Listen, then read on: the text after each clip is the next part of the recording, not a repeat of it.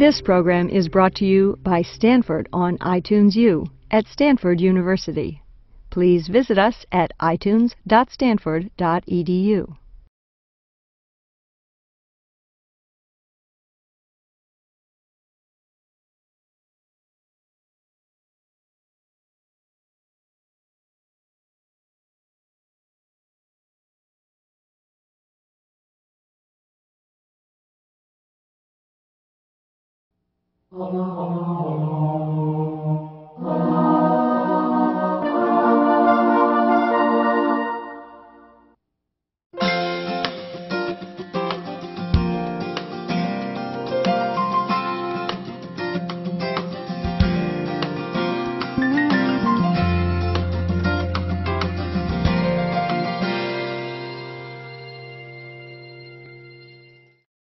I'm going to begin talking about the ear and how the ear works.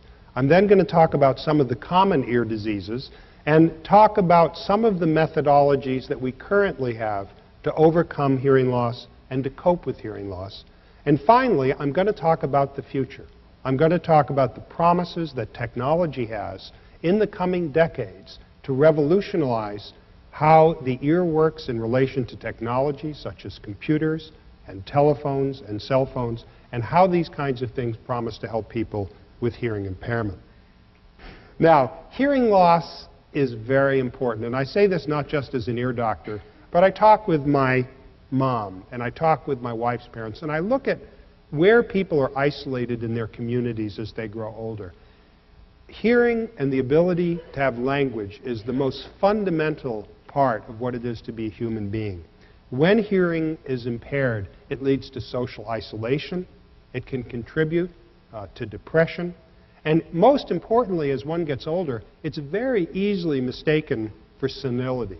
You know, very often you'll ask someone, Sadie, let me ask you a question, and Sadie really didn't hear you, and she just nods and smiles. Now, in fact, Sadie may be absolutely sharp as a whip and understood everything and is very sophisticated, but by simply smiling because she didn't hear, people misunderstand. So I'm constantly reminding people restoring hearing is very, very important. Now, to understand about hearing, we have to take a tour through the ear. And let's begin with an overview. And the ear has three parts: the external portion, the middle ear, and then the inner ear. The external portion is a conduit for sound vibrations to carry to the eardrum or tympanic membrane. There are three bones: the malleus, the incus, and the stapes, also called the hammer, the anvil, and the stirrup. The job of these ossicles is to take the vibrations from the drum and to pass them, much like a piston functions in a car, through the stapes to the fluid-filled cochlea, which has 2 3/4 turns, which in turn processes the sound and sends it up the hearing nerve to the brain. Now, the cochlea is a very elegant little machine. Impulses. And within that 2 3/4 spirals, there is an organ called the organ of Corti. And that organ takes vibrations passed from the hearing bones, from the stapes, and it is a traveling wave, much as if you tied a jump rope to the wall and you put undulations into it. It leads to a displacement that pushes upward on this apparatus called Corti's organ. And within that organ are a series of cells, small hairs, that on their surface have these little cilia. So if we look at all of this, we see the vibrations that are areas of condensation and rarefication in air that set the system into mechanical motion that is then translated into nerve impulses. Now, if we look at the cochlear spiral, it is like a piano keyboard. The base, the bottom of the turn, is the low notes. The apex are the high frequencies. You can see that here on this musical note system in the cochlea with the different tones. Now, what is called a tonotopic relationship, that if you press the key in a certain part of the cochlea, it activates a certain frequency, just like a note on a piano. That stays conserved moving up through the brain. And when the nerve fibers come from the hair cells, they come into the brainstem initially to the primary auditory nuclei. They ascend up to the thalamus where they are processed, and then eventually up to the cortex here, into the primary auditory cortex, which is still arranged in terms of tones. Beyond that, it goes out into association area where it's turned into language and thoughts and more sophisticated processing. Now, when we talk about hearing, we have to talk about sound and how hearing is evaluated. Hearing is tested by a professional called an audiologist within a soundproof environment. When we talk about sound, we measure it with something called the decibel scale, which is just simply the amount of force in the vibration in air. We begin at the threshold of hearing, and we call that 0 decibels. That actually comes from studies done in the early 1960s at the Iowa State Fair, and they simply took everyone who said that they could hear the corn growing, and they tested them for hearing. And if they had normal hearing, they then assigned that to be 0 decibels. So it's a scale that goes over 140 decibels here. A person speaking softly in a whisper is about 30 decibels. A loud conversation, 70 to 80 decibels. That's about where I'm speaking now. Ordinary conversation, about 50 decibels. Now, the threshold of injurious sound is about 85 to 90 decibels, which is like a pneumatic hammer or a jet taking off. Now, when we talk about hearing loss, the normal person hears at 0 decibels. We take 0 to 25 being normal. About 25 to 40, a mild loss. 40 to 55, moderate. 55 to 70, severe. And when you get down to worse than 90 decibels, it takes a very loud sound before you even hear it. That's then a profound hearing loss. Now, there's two things about hearing, and I bet everybody in this room knows it. One, how loud is it? And two, almost more importantly, how clear is it? Many of you can go to a restaurant and you hear people, you just can't make out what they're saying. And one of the ways we test that is something called word recognition score, also called speech discrimination. Now, normal person, when you say a similarly sounding word in their ear through earphones, will get it right 100% of the time, or very nearly. But a person that gets it right only 50% of the time, in a quiet room, said right into their ear, is in trouble. Now, this is a hearing test, what's called an audiogram. And this is like a piano keyboard. The low notes are here, the middle notes are here, and the high notes are here. This is normal, 0 to 20, total deafness across the bottom. So this is someone with normal hearing. The right ear is in red, and the left ear is in blue. Here's someone who's totally deaf. They don't hear at all. They get a little bit of response in the lower frequencies because they can feel the vibration against their head. When you really turn up a microphone loud, a speaker, you can feel the vibration. Now, the most important aspect of human hearing is listening to other people talking. And that is about 500 hertz to 3,000 hertz. Now, when I say hertz, that's just cycles per second. If you were to look dropping a pebble in water, you would see a series of ridges going out. And that's what invisibly is happening in the air around us. It turns out, if you look at speech, different parts of speech are emphasized in different frequencies. Vowels, ah, e, oo, o, they're in the low notes here. The consonant sounds, which frankly give the sense to most speech, are p, k, s, t. They're high-pitched sounds. And guess what? Many of you with hearing loss have high-frequency loss. That means that if I say soap, hope, cope, and pope, you hear the o, op, op, but the s, k, p is more difficult at the start. Now, you would hear the context in a sentence and know when I was speaking about soap or hope or pope often. And if you see my lips, because consonant sounds, p or f, you can see them on people's faces. Even with no training in lip reading, you can tell the difference between things often, even though your ears confuse it a little bit. Now, how often should a person have a hearing test? Anybody that realizes they're having a hearing loss, or I should be frank with you, anyone whose spouse tells them they have a hearing loss. And I got to tell you, that's not listening. There's a big difference between hearing, which is in the ears, and listening that's between the ears. I don't mean that. But when someone clearly can't hear, they should get a hearing test and see. And it needs to be done properly by an audiologist in a soundproof room. And you know, around the age of 50, when you're ready to join AARP, it's a time to get a hearing test as a baseline. And then if you're having trouble, afterwards. Now, let's talk about some of the common causes of hearing loss. Now, I must tell you, first of all, there are hundreds and thousands. That's why there are people that are ear doctors. But I'm going to cover the most common kinds of things that probably are of the most concern to the individual's hearing. First of all, presbycusis. As one gets older, there is a gradual deterioration of hearing. In fact, if we look as one gets older, above 65 and 70 and 80, it becomes much more prevalent. All of us are aware of this.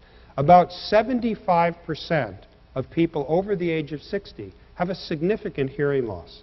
It is more common in males than females. And there's been a lot of debate why that is. Some people have called it, instead of presbycusis, old age hearing, it should be sociocusis, social. Why? Because men do military service. Men work in factories. Men go out shooting and all those kinds of things. They work with power tools, and those things are wear and tear on the ears. Now, interestingly enough, there is no association of progressive hearing loss with high blood pressure, with heart disease, or of high cholesterol. That was seen through the Framingham study. Correlation with diabetes, we're not so sure about that, but it is certainly genetically determined. You know, if your mother or father were at their 90s and still heard very well, that bodes very well for you. Okay? It does tend to cluster in families to a significant degree. What happens as you get older is that some of these hair cells, some of them drop out, and particularly in that bottom part of the cochlea where the high frequencies are. So what does a hearing test look like with aging? Here's someone where normal hearing through about 2,000 hertz, this is maybe somebody in their 40s.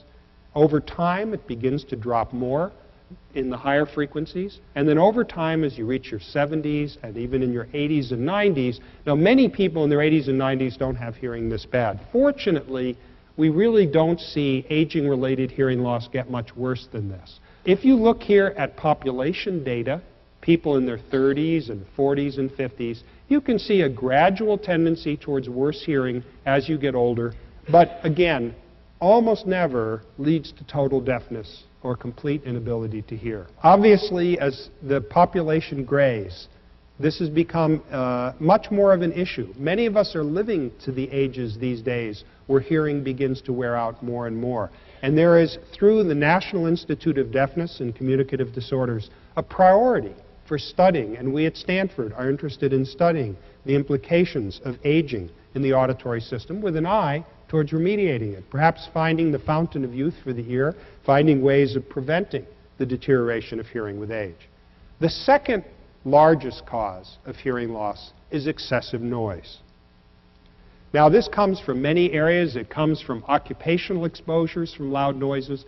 It comes from recreational exposures and also from music.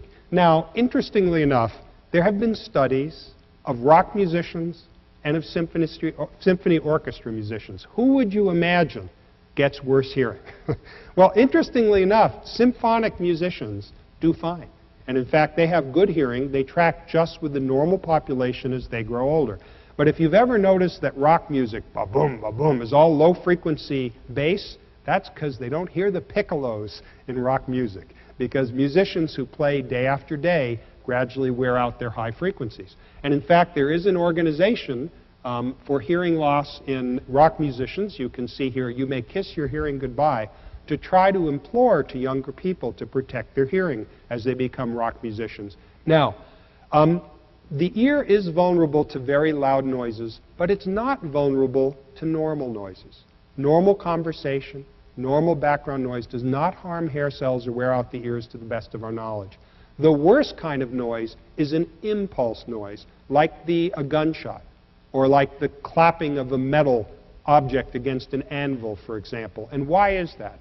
Because you have little muscles in the ear that pull on the hearing bones. And when you have a loud sound that's continuous, that goes on for a time, those muscles contract, stiffen up the eardrum, and resist hearing. You might say, why do we have that? It turns out it fires every time you speak. and it dampens the ear against oscillations so you're not reverberating in your ear as you're speaking yourself. Clearly, there's a genetic predisposition to noise-induced hearing loss. There are people who have steel ears and there are people who have tin ears. If you take 100 people and put them in a widget stamping factory, some people rapidly lose their hearing and other people do not. Occupational noise exposure, the government puts a lot of effort into guidelines about occupational noise exposure, but there are specific permissible amounts of exposure in the workplace, and there are other times you must wear earplugs and hearing defenders. Now, what does noise-induced hearing loss look like? Unlike presbycusis, which is a gentle slope down, there tends to be a notch at 4,000 hertz. That's where the ear is most vulnerable. And over time, that notch deepens and deepens further still with advancing hearing loss due to noise. Now, clearly, someone who has done military service in Vietnam, who is now reaching maturity where presbycusis, the aging-related hearing loss, comes about, 1 + 1 = 4. Okay? They're additive and they're worse over time. I'm going to mention something about what's called a temporary threshold shift. Many of you have been in a situation where you've worked with a power tool or you've gone to a loud concert and your ears feel muffled and they ring. In fact, the ear will detune. After a very loud noise, you have a temporary hearing loss that gradually recovers. And there are ways that this can happen that you're not even aware that in your life are excessive sound. I'll give you an example that many of us miss. When you listen to music in the car, the next morning you turn your car on and wow, was that loud. Now what happened is you have a comfortable listening level. And the background noise of the wind against the car and the freeway and of the tires grinding away against the pavement, you want to add to that the music and hear it at a normal level. Sometimes that can reach an excessive level. A good idea to test your ears whether the sound you're listening to is too loud is, does it make them ring? Does it make it stuffy? When you're in a quiet room away from background, does it suddenly seem too loud to you? That's your ears telling you to defend yourself. What happens with loud noises? Here you can see the tops of the hair cells, those little rod-like cilias, and here these orderly rows are disrupted. Some of the cells are dead, some of the cilia are broken, and this is from exposure to too much noise. How do we protect ourselves? Well, over-the-ear earmuffs or insert earplugs.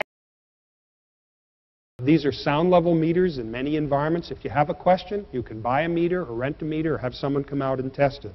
But certainly the very best hearing protection is that which is actually worn. It's surprising how many people work in noisy places and just don't wear them, even though they're available until it's too late. Now, not all hearing protection works the same. During World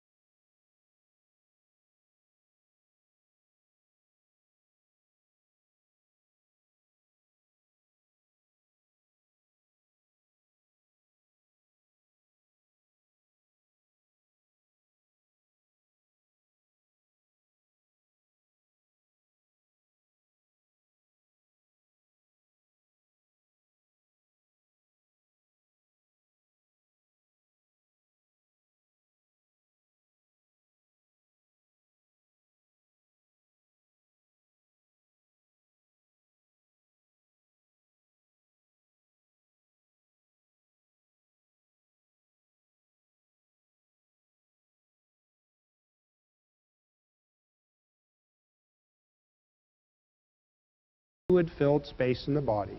There's a place where the fluid is secreted and a place where it is absorbed. And what happens in Meniere's disease is that this little area called the endolymphatic sac that kind of strains and filters the fluid gets clogged up. You've all heard of glaucoma in the eye, high fluid pressure. This is like that. It's high fluid pressure in the ear. And it's a little bit like someone had a bit of hair in the drain of your sink. It slows up the drainage.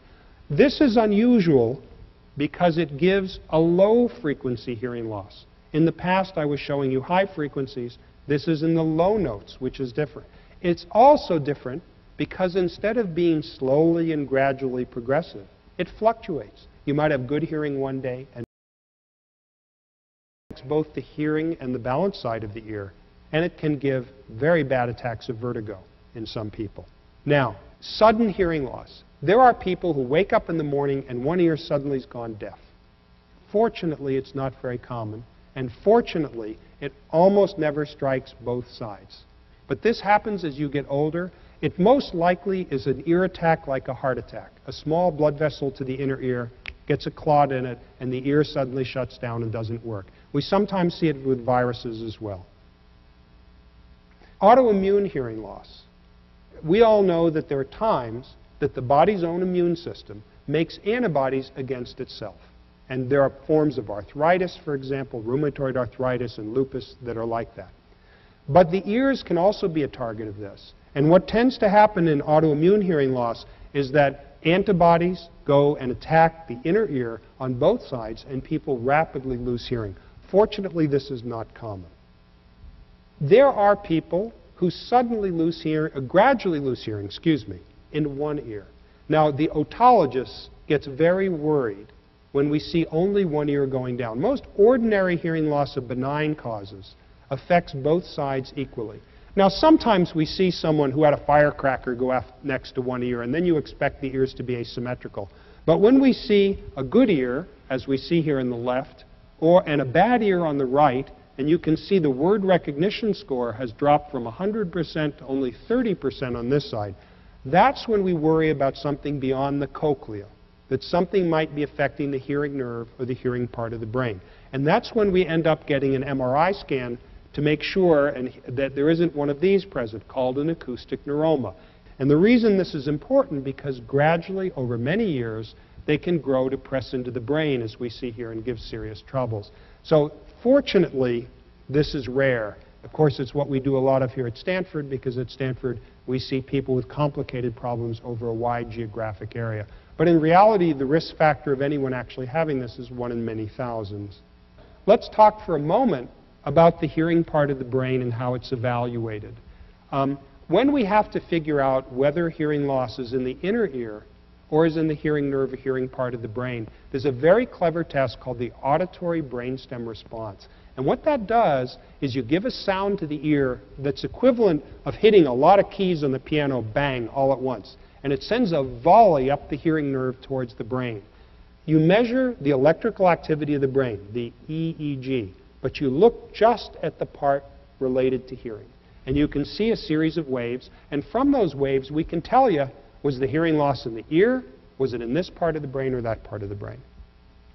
Now, the final type of hearing loss I'm going to mention has to do with the eardrum and the hearing bones, and simple things like earwax plugs that people get when the sound can't get to the inner ear because of it. And you can see here a hole in the eardrum or a breaking apart of the hearing bones. That gives what's called an air-bone gap. And these kinds of problems can be fixed often with surgery. That is to say, if you have a hole in the eardrum, we can lift it up and engraft it with your own tissue, and in the high 90% range, we can replace holes in the eardrum. Deficiencies of the hearing bones, not quite as good as the eardrum, but we can often replace them using devices like this called replacement prostheses that are minuscule things, no more than a couple of millimeters in size. They're often made these days of titanium or of ceramics, and they can reconnect the eardrum, replacing, in this case, 2 missing bones, and in this case, replacing all 3 bones of the ear. I'm going to talk for a minute about ringing in the ears. How many in this room have all the time a noise in their ear? Quite a few. It turns out that tinnitus, which is the medical term for ringing in the ear, is not a disease in and of itself. In fact, anybody who has a hearing loss has tinnitus, almost. And that's because when the little hairs die, the nerve fibers that go to them become irritable. And they start to discharge rhythmically, even though no sound is coming in the ear. And because those nerve impulses are hardwired into the hearing part of the brain, you hear it as a buzzing or a ringing. There are a number of things, and we can talk about it afterwards, that can be done to help tinnitus. There's not a surgery or medicine to cure it, but there are many things to help it. One of the best things to do is to keep the ear busy. That is to say, your appreciation of that ringing is always a balance, a yin and yang, between the amount of outside healthy sound coming in the ear and the inside obnoxious sound. So, playing soft music in the background. Some people get noisemakers. Some people put fans on, white noise, that kind of thing. Even a hearing aid that increases the amount of meaningful noise coming in the ear is often very helpful in suppressing the ringing. Now let's talk about hearing aids. Almost all hearing aids today, but not all, are these little kind that fit deep within the ear canal. They're more cosmetic. There's a lot of advances that have happened there. Many of you have heard there are analog and digital hearing aids with all the whizmos and gizmos. For many people, you don't need the fanciest hearing aid. Many of you just need things amplified, and often this can be tested. If you look at hearing aid wearers, most of them are older, certainly above 65, although down to childhood people wear hearing aids naturally. But the number of people who need them versus the number of people who wear them is such that mostly older people actually wear hearing aids, and younger people who need it often get along without. Now, fitting hearing aids takes time. Okay? It really has to be done like eyeglasses, carefully fitting it to your hearing need. There's not a one-size-fits-all thing. Reducing background noise is what it's all about. One of the biggest complaints people have with hearing aids is over-amplification. It makes some things too loud. That should be, with careful fitting, largely avoidable, because hearing aids should be able to cope with that. Sometimes putting something in your ear makes it feel hollow. When you plug your ear, there's something called the occlusion effect. Hearing aids often can have little passageways or vents, so it doesn't feel so stuffy. But sometimes it takes time getting used to, just like wearing shoes. You know, it takes a few days to get used to them. Feedback and whistling. This is one of the things digital hearing aids have largely eliminated, because they can recognize that and make it go away a lot of time. The ability to hear a noise is the holy grail. We'll talk more about this a bit later. Now, one of the things digital technology allows is programmability. That you sometimes have things where you can say, okay, I'm going to a concert, I'm going to set the hearing aid so I can hear the basses and the piccolos. Oh, I'm going to a cocktail party, I'm going to set to get rid of the humdrum and help me just hear the people I want to listen to. It isn't necessarily the same programming at all times. There are new hearing aids now that are simple little devices that are inexpensive just to boost the high frequencies. And this is a tendency that we're seeing. The other thing is even disposable hearing aids, kind of things that you buy that have a battery in them, that you wear them for a few months and then throw them out.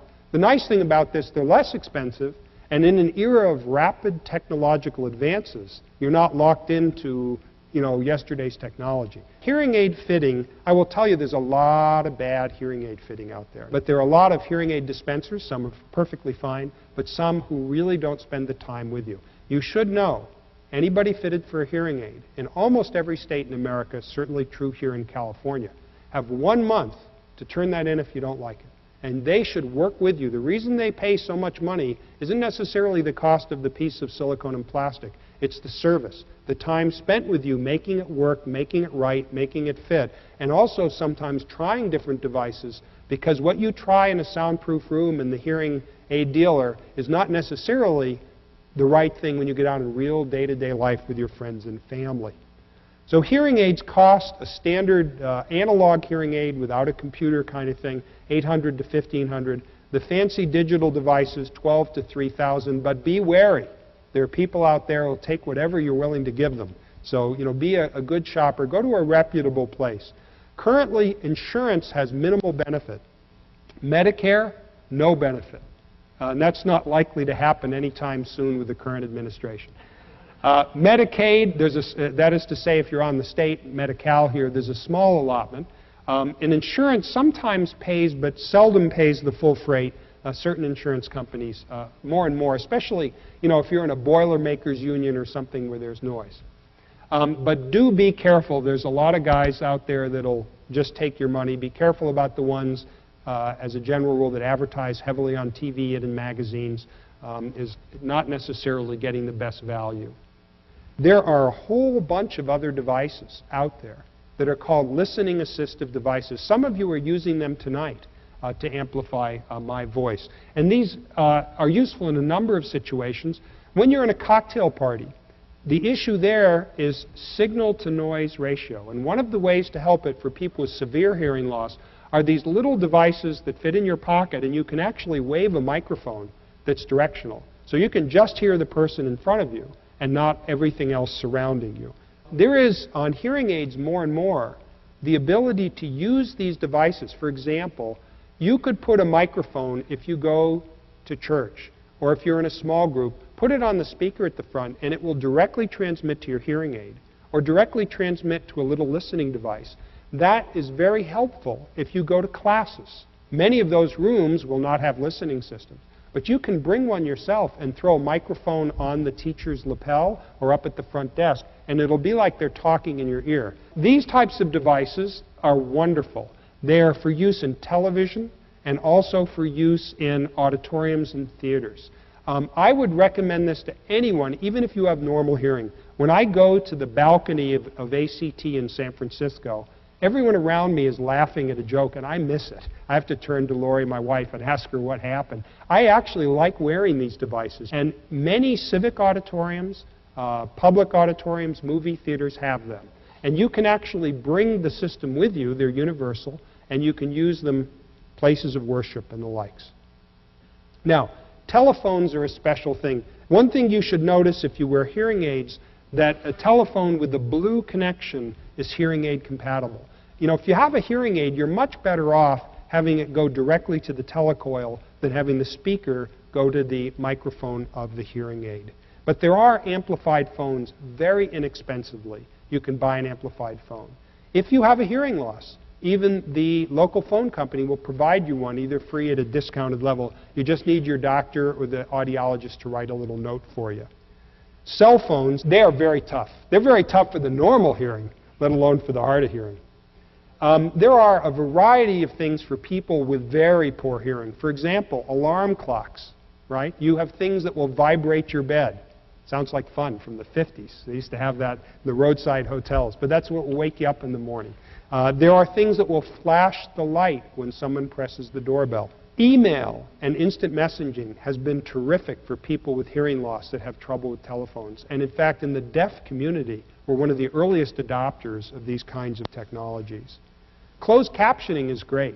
I really enjoy closed captioning. If it's a poor auditory tract, you can turn that on. Many cable TV and satellite TV systems have this available on many of their programs. How do we cope with hearing loss? Just a few words about that. In face-to-face conversation, don't be shy. Tell people, hey, I don't hear very well, but if you look at me face-to-face, I'm going to understand you. Most people with hearing loss in a quiet room face-to-face get along pretty well, even if you've never trained in lip reading. And mind you, there are courses to teach people who are hard of hearing in speech reading, but you pick up clues from people's face. If they don't look away from you, and they don't mumble, of course every husband mumbles or every wife mumbles, but you know what I mean. A cocktail party, same thing. Find a quiet corner. Don't be afraid to tell people, hey, I'm just not hearing you so well. Come step over here. Look at me face to face. Speak up a little bit. There are some tremendous resources for learning about how to cope with hearing loss. I specifically recommend Shush, Self-Help for Hard of Hearing People. They're on the web at www.shhh.org. They have a magazine. It gives all sorts of practical suggestions. How do you manage in a restaurant? What do you do at the theater? You know, what's new in technology? It's really very helpful. AlexanderGrahamBell.org is another, agbell.org. Now let's talk a little bit about some technologies that are exciting. Many of you may have heard about the bionic ear, the cochlear implant. Now the cochlear implant is an electrical device for people who are deaf because the hairs of the inner ear are gone. It turns out, you hear people talk about nerve deafness. It almost never is. It's in fact from the sound sensing cells of the inner ear. And because the nerve fibers within the cochlea still are alive, you can insert this very sophisticated multi-channel wire, and it stimulates the ear nerve directly. And because those fibers, if you remember from before, are spread out like a piano keyboard, you can selectively control all the different frequencies. That means you can take an electric box that takes sound in, splits it up into nerve impulses, just like the nerve would, and dumps it into the auditory nerve where it comes onto the brain. This thing is a miracle. Not for everybody, but it takes people who are totally deaf and restores them to being hard of hearing. It's great. With today's technology, in the future, be even better. There are about 60,000 people worldwide, including many children. What happens with it? They go from totally deaf to hard of hearing, but children who are implanted with deafness, who used to be sign language, who used to be institutionalized, they live very normal lives. They go to regular schools. Many of them can speak on the telephone, for example. People who no longer can benefit from normal hearing aids are cochlear implant candidates. What's coming in the future? Implanted devices that will help just the high frequencies. So you may have a combination of a little wire in the inner ear for the high frequencies that are gone to bypass the lost hair cells directly to the nerve, and then a device to the outside. Now, there are few people who actually put electrodes directly against the brain. If you don't have a hearing nerve on either side, there's this little electrode that goes against the brain. And in the future, we may even have penetrating electrodes like this, which are silicone grid arrays that go into the brain to directly control. This will never be for just people with hearing loss, unless it's a very rare kind from loss of the nerve.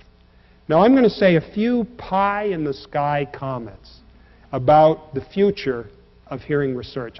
Now, one of the fascinating things is we always thought you were born with a certain number of hair cells, and when they were gone, they were gone.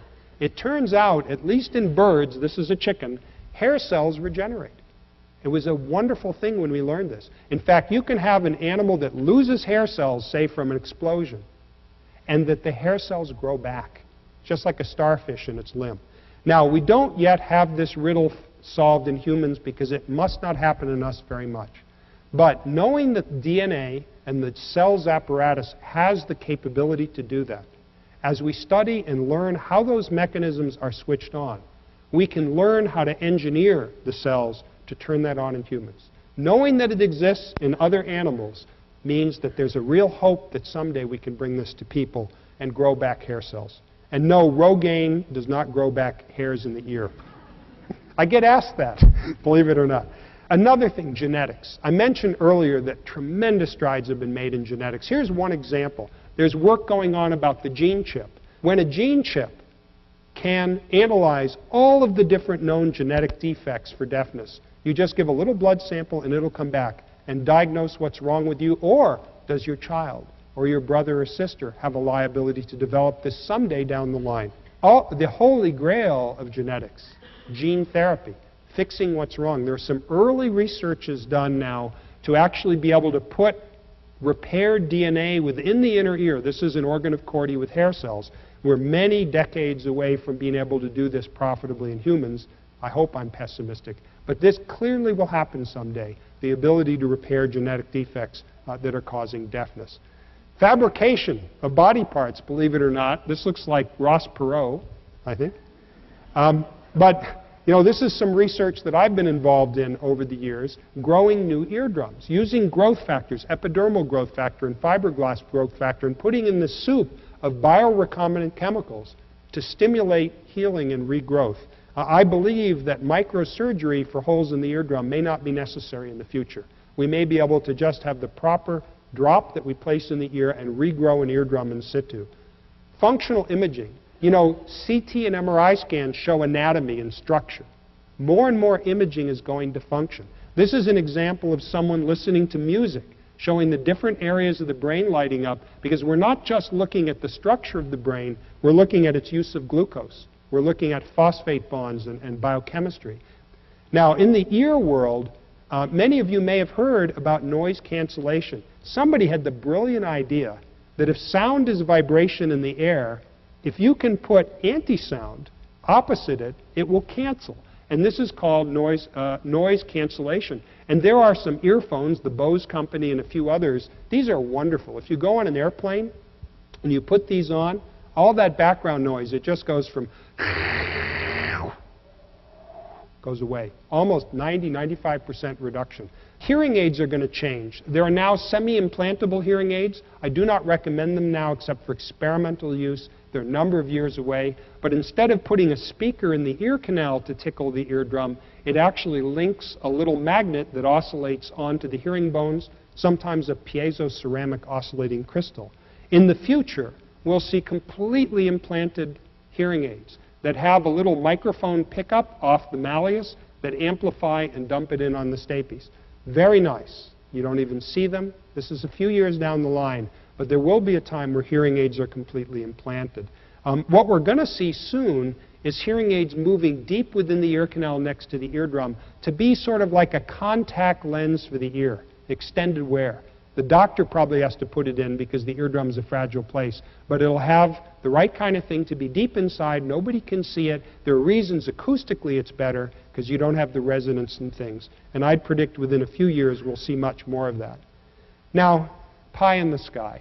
People have tried to expand the human senses for eons. If you look back at Galileo and his telescope, and Leeuwenhoek making the microscope, in the visual system from looking at big objects to little things, the natural thing in the auditory system, to be able to hear from a distance in various ways, such as you see sometimes at football games on the sidelines. But you can imagine that the time's going to come in the future where what's in your ear becomes connected to your computer, to what is your cell phone, for private conversations at distance, and all sorts of wonderful things. This is just simply a little earphone that attaches to your cell phone, but it has one very neat idea.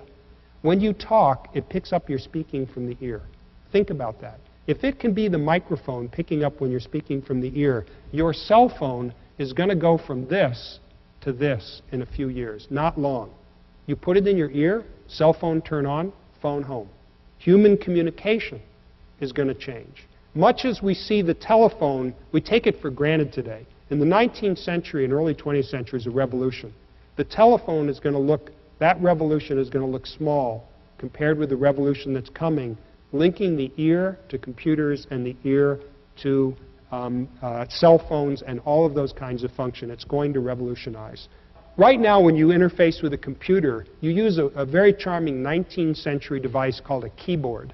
And everybody gets carpal tunnel syndrome. We're going to be speaking to our computers.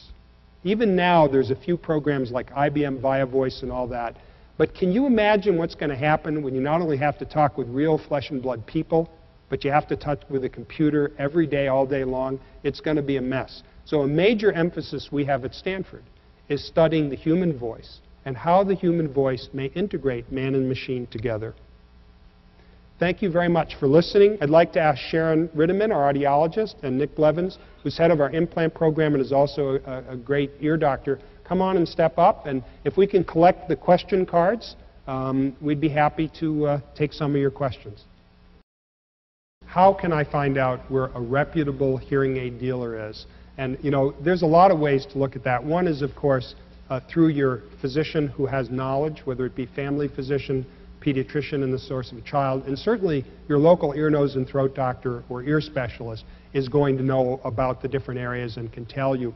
I tend to prefer degreed audiologists as opposed to storefront kinds of things with hearing aid dealers. By and large, the quality is better. It's not absolutely sure. And of course, ask friends. Ask friends who've been satisfied, not just that their hearing devices work, but that they were concerned, attentive, and available to speak with them, and reasonable in price. I think you'll find a lot of times the major universities, major hearing resources like hearing societies in many communities tend to be more reputable that way and work well. Someone says, I went through an acoustic neuroma surgery and lost my hearing 100% in one ear. What's it like to have hearing in one ear and can do on the other side? Turns out having two ears helps in a number of ways. Knowing where sound comes from is a comparator between the two ears. And when you have only one ear, you tend to turn the wrong way. That's not that big of a thing. The biggest thing is when the good ear is busy on a telephone, you're disconnected. and people can't reach on the other side. But I'll tell you, if you have only one ear, you really have trouble in restaurants, because both ears working together help to filter out background noise better. So this brings up a hearing aid question. Would you wear glasses with a lens on one side? No, you wouldn't. You shouldn't wear a hearing aid on one side unless there's a good medical reason for it.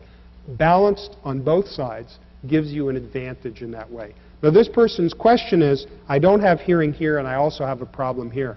There's something called a crossover hearing aid, or in this case a bicross aid, which has a microphone on the deaf side that broadcasts either through a wire or an FM radio station to the good side, and the hearing aid there not only helps from that side, but also takes the signal that comes from the other side of the head and amplifies it. Is it okay to reuse earplugs? Someone else's or your own? Sure, if you don't have an ear infection, using the foam rubber earplugs. If you have any history of ear infection, it's best to throw them away. You can buy them off the internet in a great big box of 100 or even 1,000, very inexpensively, the foam rubber kind. What is the cost of a cochlear implant? How much you got? I'm going to give that to Dr. Blevins. The cost is somewhere between $20,000 and $30,000 for the device itself, and the surgery and the hospital stay will add on to that. Fortunately, most insurance companies do pay at least a good portion of the cost of cochlear implant. It does take some arm twisting on many occasions to get the insurance companies to provide that service, but our experience has been that they will when faced with proper prodding. Where can I purchase an infrared for watching TV? Most of these devices you can get through an audiologist that have dispensing. So if you know of an audiologist or there's a hearing center in your community, check there. At Stanford, we are going to build an assistive device center as well. You can also go online. If you search on Google or other search engine, listening assistive devices, there are a number of companies. Halhan is one. Again, the SHHH website would be a good clearinghouse for this. I got to tell you, we have a listening device on our TV at home so that my wife and I can listen at different volumes, and also so our kids aren't woken up in the next room if we watch TV late at night. It's really a simple and nice thing to have. Can listening to rock music with headphones for long hours damage children's hearing? Dr. Blevins. Absolutely. Yeah, I think that it doesn't matter how the sound gets to the ear, but if it does get to the ear and it's loud enough, those hair cells are going to be at risk. So certainly headphones are just as much of a risk as any other type of speaker system. Several people ask, what is the function of earwax and how to prevent it from plugging up the ear? Wax isn't dirt. It's a protective thing. It's a little bit like when you wax your car, water beads up. You need that level. If you don't have wax in the ear and you constantly clean it, if you get water in your ear, you tend to get infections, swimmer's ear. So it is a protective blanket. Having said that, it builds up in many people. Q-tips can help on the outside, but if you go inside, it's like packing an old cannon with a ramrod. They tend to push the wax in. And the ear has the ability to migrate wax out from the outside portion, but if you poke it in too deeply, it just sits there and accumulates. I recommend for ear care just a washcloth on your finger, just cleaning like this. Now, the vast majority of people will not excessively accumulate if you don't use cotton swabs and just do this. If you do, you can see the ear doctor. There are some wax-dissolving eardrops that can be used, and there are even systems like the mirroring system to rinse it out. If you've ever had a ruptured eardrum or ear infections, please don't use these. Go and see your doctor. Your doctor often will give it, if it's your family doctor, to the nurse to flush with water. We see a lot of people injured with that. If you have very healthy ears, okay, but if you have any kind of ear problems, I don't recommend water flushing. People who wear hearing aids tend to build up a little bit more wax because it's plugged up. The hearing aid plugs up the ear canal. And you have to take care of that extra carefully because, one, you're going to build up more wax. Two, that wax can get into the hearing aid. And we have a very sensitive little device there. And even though we have wax protectors, we need to keep that from getting into the inside of it. So you have to be very careful cleaning the hearing aid and controlling the wax with your physician or one of these systems. How long does it take for the user of a hearing aid to learn to use it and understand speech. And the second part is the interesting part. Does the brain learn to discriminate speech gradually? And I think that this is an area that's been very neglected. We believe more and more as we see people recover from strokes with a big part of the brain dead, and then the brain around it reprograms and the arm returns and the speech recovers. We believe that as you lose hearing, the hearing part of the brain reprograms itself, sometimes in unhelpful ways. And I think that in the future, much like we train children with dyslexia, we will be training people with hearing loss whose brains from the years of the loss of the highs have reprogrammed in ways that don't help. We're going to try to exercise the brain and reprogram it in ways that are better strategies. And that kind of neuroplasticity based learning is in its infancy now, but may well be a major thing in the years to come. We may not refit the whole hearing loss. We may change the way you hear. We may take music digitally, and you would, because we know your hearing loss, we may be able to take that on a CD and build your hearing loss into the sound on the CD, or download it off the internet, so that that CD is customized for you. It sounds really weird to somebody who heard normally, but it would sound good to you. And these are technologies, not too difficult technologically, that are coming up today. I don't know that there's any strong rule of thumb for how long you get better using a hearing aid. Clearly, over time, things get better. They're doing some studies about the plasticity of the brain, and it used to be thought that only children, under the age of 4 were able to adjust and to adapt. That's why cochlear implants were so successful, because their brain could quickly adapt to the new sound. Robert Sweeto, as a matter of fact, has done some studies with plasticity in the older adult, and we're finding that even as we get older, the brain is still plastic enough to be able to adapt to sound. So I think it's very important when you do consider hearing aids. It's not like glasses that you put it on and instantly you can see and everything is fine. Your brain has learned to hear with the hearing loss gradually over years.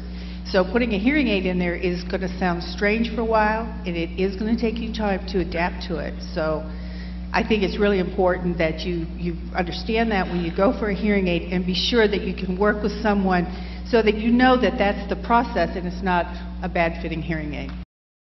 There's a question about the ears and changing elevation and developing stuffy ears in the process. The ears were never meant to fly. We were never meant to climb tall mountains in a big hurry, as we can on an automobile. And that the tube connecting the area behind the eardrum, the middle ear, to the back of the nose, called the Eustachian tube. As you go up, your ears are stuffy, but the tube blows open pretty nicely. The problem most of us have is when coming down a hill, or most notably coming down in an airplane. The tube is like an hourglass, and it's narrow at its midpoint, and it normally sits closed, except when you swallow and yawn. That's why you've all heard to chew gum and things in an airplane. The question relates to an aspect of that. That is why when I have a cold or a URI, is that more of a problem? Because the lining of the tube is pink mucous membrane, just like the lining of the nose. When it's swollen, it eats up the available opening or lumen, and it's more difficult to open. So how do you handle that? Well, try to avoid flying with a bad cold or flu, but I must say, even if you have a painful ear flying, it's very seldom a serious problem. It's uncomfortable, it leads to stuffy hearing, but it doesn't very often lead to serious or lasting injury to the ear. I recommend you take a decongestant antihistamine, whatever one you like, a couple of hours before your anticipated arrival, because the key time is as the plane begins its descent. You are welcome to pinch your nose and swallow and push and try to inflate your ear if you do not have pussy stuff in your nose, yellow and green mucus that you'd blow up to your ear. It's perfectly fine to do that. Taking liquid and chewing is important, and one caveat is don't fall asleep at the end of the flight or ask the flight attendant or a family member to wake you. Because if you're asleep, as the suction builds up, think about taking a flexible tube and you suck on it, it closes and locks. Once it gets too much of a vacuum there, it's really hard to open it up again.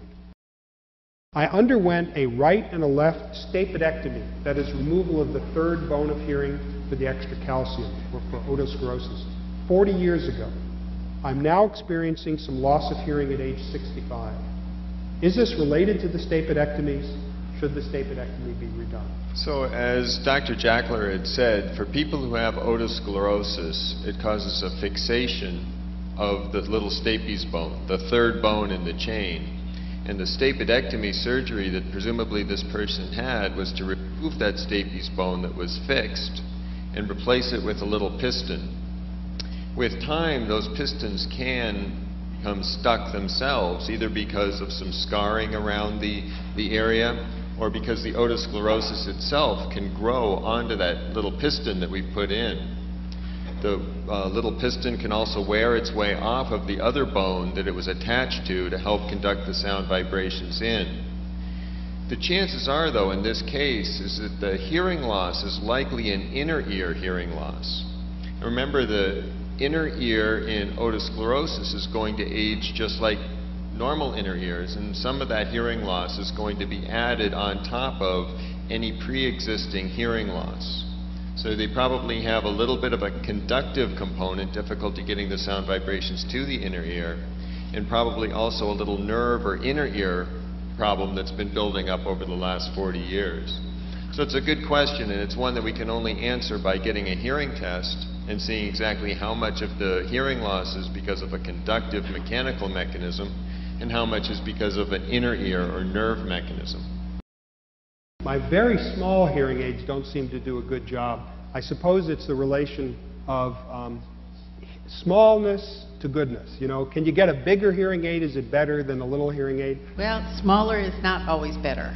If you just think about, you know, the space that we're working with, the ear canal is about 1 inch long, and you don't even have all of that to work with.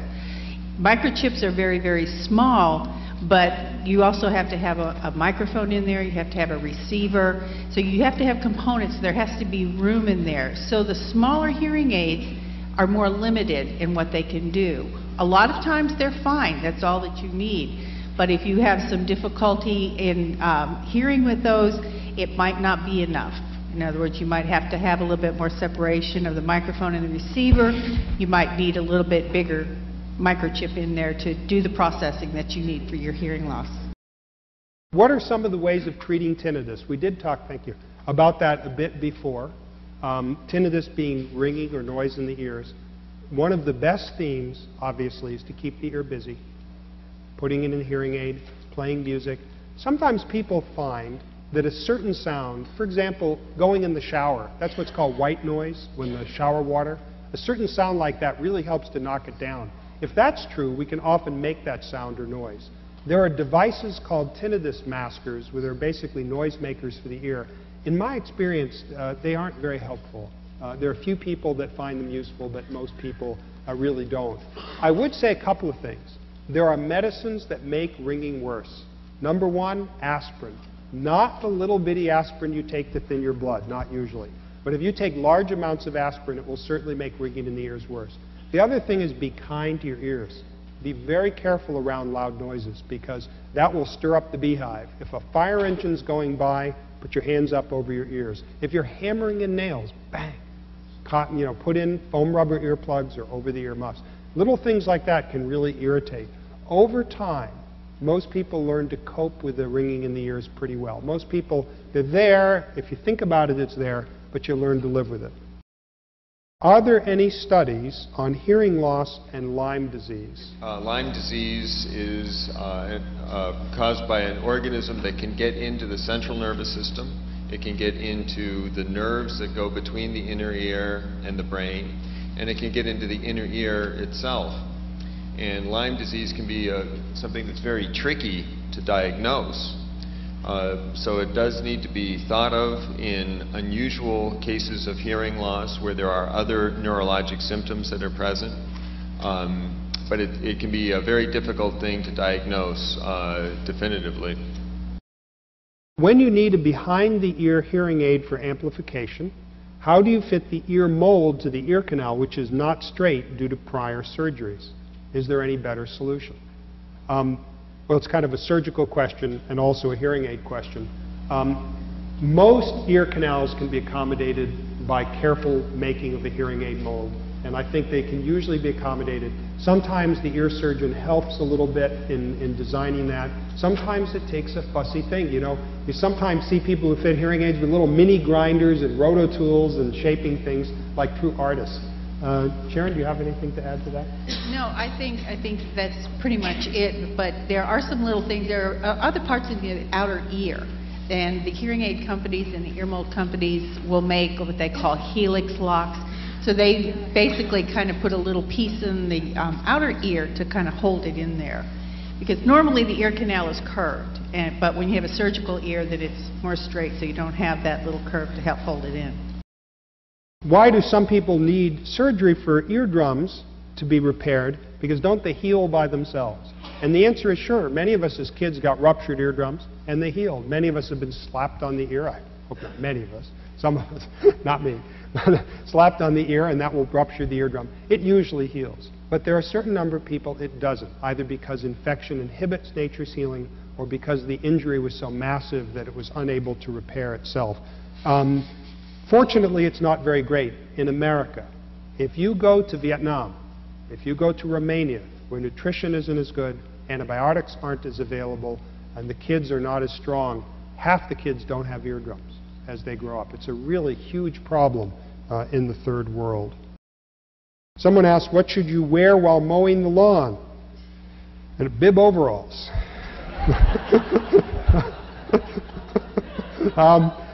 You know, I think for that, it depends what lawnmower, just foam rubber in the ear things. You know, you don't necessarily want to be totally unable to hear. I mean, you know, many situations where you want to protect your ears, you want to be able to have someone shout in an emergency. You know, in the really loudest things, sport shooting, in the ear plugs and over the ear muffs together, belt and suspenders. You know, working with power tools over the ear. In the ear inserts, most of them don't attenuate more than 20-25 decibels for the most part. I suffer from otosclerosis myself, and I was wondering if the recovery time has changed. I've had one ear operated on, and that was about 10 years ago. And the recovery time for that first operation, I think, was I was unable to work for 14 days, and I was wondering if the recovery time has changed, and how also does the condition worsen over years? Yeah, several questions there. Let me take the last first. Otosclerosis, which is a hardening of the stapes bone, is not only a mechanical problem. The surgeon can fix the mechanical problem, but as was touched on by Dr. Blevins earlier, can also affect the inner ears. So even when the stapes is corrected, people with otosclerosis lose hearing a little faster than the normal aging process, not horribly faster. Successful stapes surgery, on average, keeps you away from hearing aids for 20 to 25 years. Not forever, but 20 to 25 years. The question was about recovery. Got your hearing back?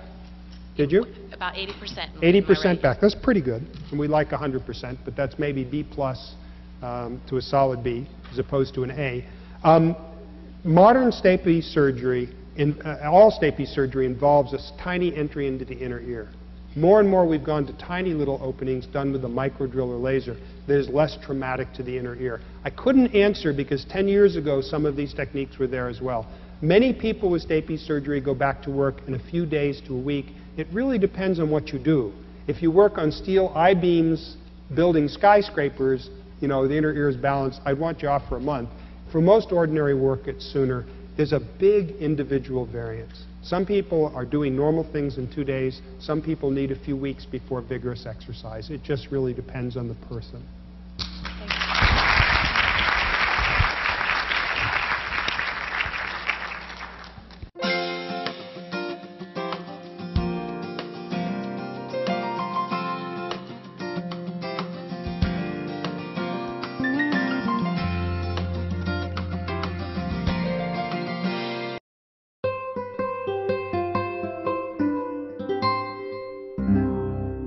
The preceding program was brought to you by Stanford on iTunes U and is copyrighted by the Board of Trustees of the Leland Stanford Junior University.